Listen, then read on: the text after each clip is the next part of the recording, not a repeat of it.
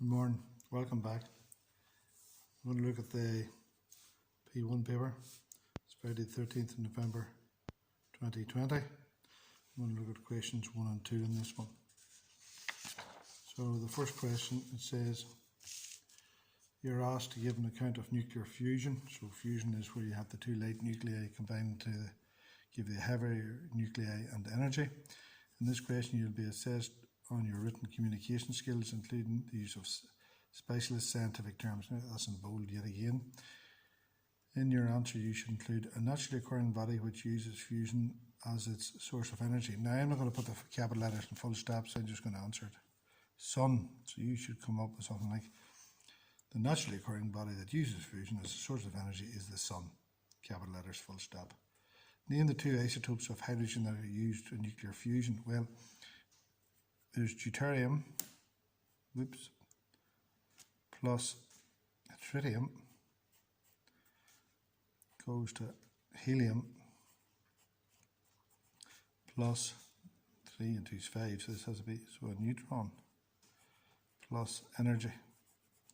So this is not the answer, but this is what you're supposed to know. So that's deuterium.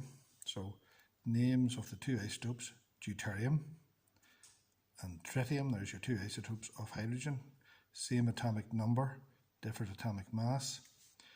And that's for the nuclear fusion on Earth. Not yet done yet. Where these isotopes are widely available. Oceans. So again, you give a full sentence. These isotopes are widely available in the ocean, full stop.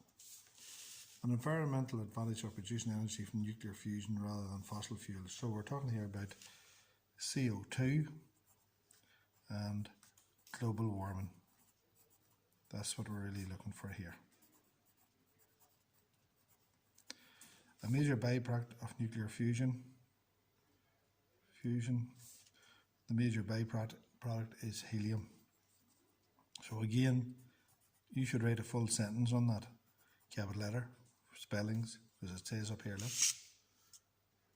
So the major byproduct of nuclear fusion is helium.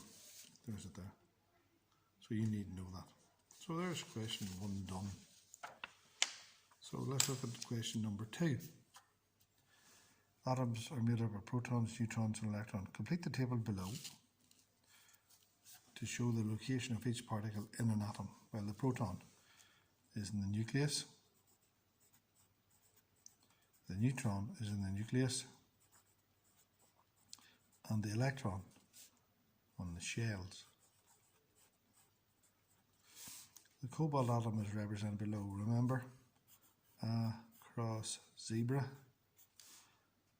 Atomic number, number of protons, atomic mass, number of nucleons, protons and neutrons, symbol. So this one has 27 protons, it's cobalt, and it's got 60 nucleons. Complete the table below to show the number of each particle in the cobalt atom. Now, so this tells me there is 27 protons. Now, how do I work out the number of neutrons? Because the top one gives me the number of protons and neutrons, and that's the number of protons. So, get the calculator, don't guess it.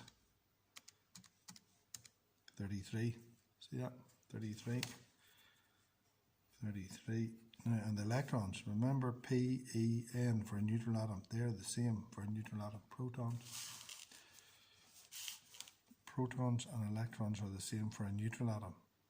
Relative charge of +1, relative charge of -1, relative to each other, compared to each other. As a positive charge, as a negative charge. So they must have 27 electrons. Isotopes, 2 marks for this one. 2 marks for the isotopes. In terms of particles, so same number of protons,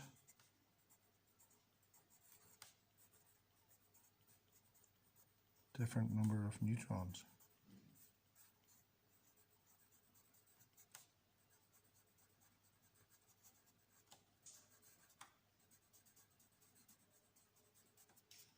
There's that. 2 marks, same number of protons, same atomic number. Think of carbon bog standard carbon and radioactive carbon.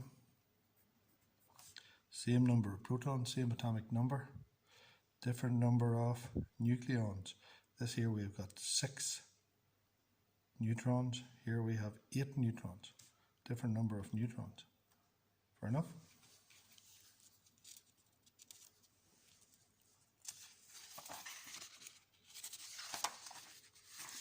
And that's question number 2 done. See you shortly.